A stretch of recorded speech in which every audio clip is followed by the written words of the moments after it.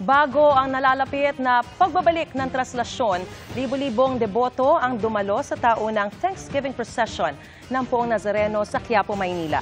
Nakatutok si Nico Wahe.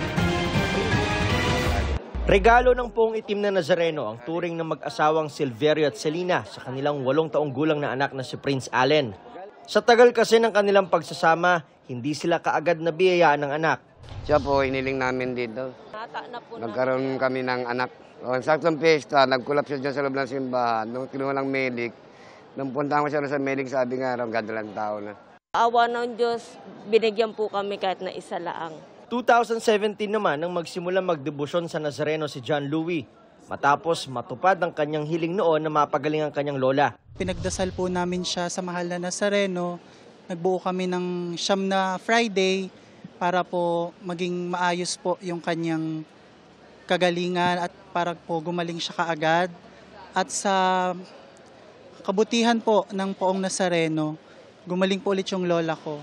Buhat noon, walang patid na pasasalamat ang alay ni John Louis sa Poon. Kaya kagabi kasama sila sa libo-libong deboto na dumalo sa taunang Thanksgiving procession ng Poon tuwing December 31.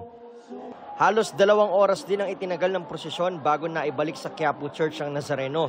Walang naitalang kaguluhan sa gitna ng prosesyon. Tinatayang umabot sa 15,000 deboto ang dumalo sa Walk of Thanksgiving.